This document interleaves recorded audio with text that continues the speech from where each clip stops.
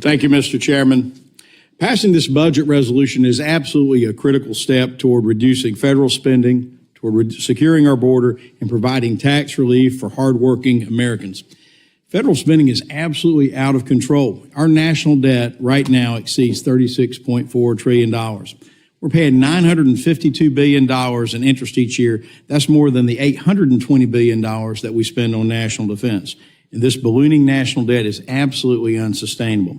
Congress cannot keep spending and leave the next generation of the bill. We're talking about the actual security of our nation at this point. The federal government must stop wasting and abusing American taxpayer dollars. It's simply not sustainable. And this budget resolution sets the foundation for a fiscally responsible package that will finally rein in federal spending. The package also will address the crisis on our southern border. We saw in the last administration what the open border policies have done. They've essentially poured gasoline on the fire. Every state, including my home state of North Carolina, now is essentially a border state. While communities in western North Carolina that I, along with Representative Edwards, who's on the committee, were trying to rebuild after Hurricane Helene, we found that the Biden administration used FEMA resources to house illegal aliens in luxury hotels. Mind you, at the same time, they were talking about cutting off housing for Americans who live in my district who had nowhere else to go. Since late 2022, FEMA has spent over $1.4 billion of our hard-earned tax money on migrant housing, transportation, and services. And while the Biden administration turned a blind eye to the border, the flow of illicit drugs has reached an all-time high. In 2023, more than 100,000 people died of drug overdoses. This is the real cost of open borders. This budget resolution lays the groundwork to secure the border, invest in national defense, and ensure public safety. The budget also ensures that the 2017 Trump tax cuts remain. If we extend the Tax Cuts and Jobs Act, middle-class families and small businesses, not billionaires like some on the Democratic side like to talk about, will experience the largest tax increase in American history.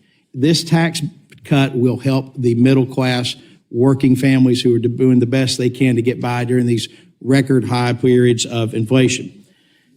So what did these things do to help? These tax cuts that went in place helped offset a lot of what would have been worse during COVID, during the excess federal inflationary period of the last 4 years, and helped keep the country from being in as worse shape than it would have been.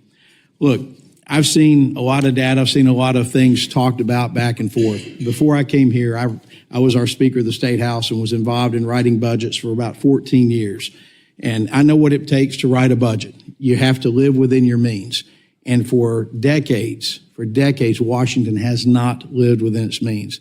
And I applaud I applaud Speaker Johnson. I applaud Chairman Arrington. I applaud my fellow members of this committee for finally taking a serious look at trying to rein in spending.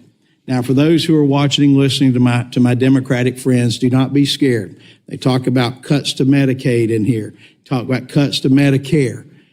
I've looked at this bill. I've read all the pages. It isn't in there. It's just made up. Go online, read it for yourself. That's not in there. This budget is going to be something that is responsible, that takes care of folks. As someone who represents a very rural district, in fact, I know the struggle that we have in terms of health care access, and particularly affected by rural communities. So the American people can rest assured that this Congress is aware of that and that this Congress is going to budget fiscally, but is also going to demand that we get rid of waste, fraud, and abuse. I do applaud the efforts of Elon Musk in going and coming in and working on this. I mean, think about this. This is one of the smartest minds of our time who has done so much advancing space exploration. But for him, I don't know where we would be on EV technology. And he is volunteering his time to come and offer ways to provide increased efficiencies and turning things around. And many members have already talked about some of the examples of absolute waste, fraud, and abuse. The American people want to see us get our house in order. They sent